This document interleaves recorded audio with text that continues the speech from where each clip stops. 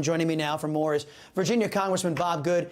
Congressman, nice to have you here. For the first 10.5 months of 2023, the House adopted the Democrats' work ethic. I think the last time you were on with me, we already established that. You know, going on vacation when their work wasn't done. Will the House finish their delayed work before the government runs out of funding on those 12 appropriation bills?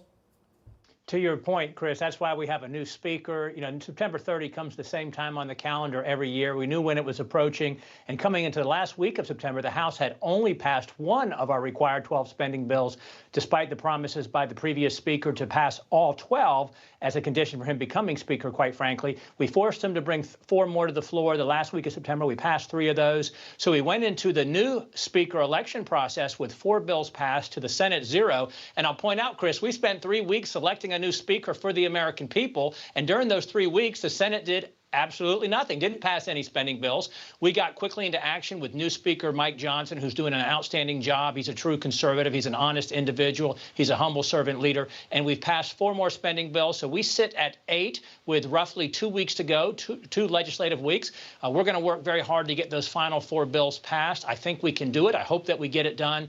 And then we're going to put pressure on the Senate to take up those bills. We've got to stand strong and united behind our new speaker and hold the Senate accountable. And Senator Marshall's exactly right. Chuck Schumer has no interest in appropriately funding the government. He's hoping for a big Christmas tree omnibus. We're going to do everything we can to block that on the House side. Amen. Yeah, I think that no greater gift to Senator Schumer would be to have the House actually finally do its job and then show the American people the Democrats' work ethic, which is to do nothing and then charge the American people these exorbitant bills that have run up our debt, heading up on $34 trillion. Wanted to get you to weigh in on a devastating New York Times poll for Mr. Joe Biden. Trump leading Joe Biden in 5 of 6 of the most important battleground states. Biden also losing substantial support from young voters, Hispanics, and over 1 in 5 blacks now are supporting President Trump. Now, normally the Times would hide this information, but one gets the sense the left has grown a little tired of Joe and his failing regime. They've imposed all of this misery on our country. What do you think's going on here?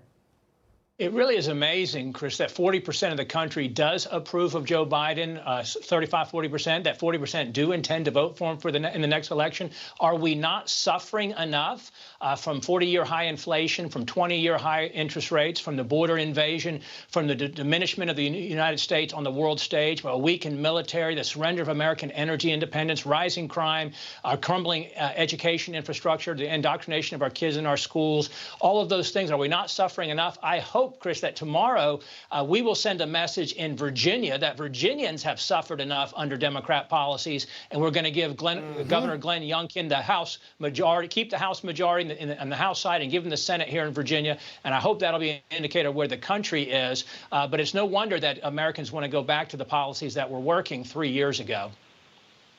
Last thing I have for you is Congressman McCarthy earned the ire of some conservatives for not releasing fully the January 6 tapes.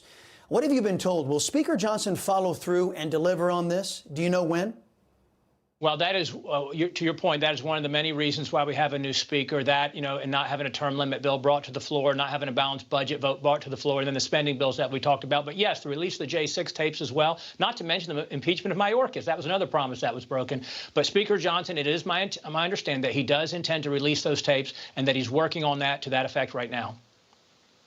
Congressman Bob Good, sir, thank you very much. Appreciate your time and attention as always.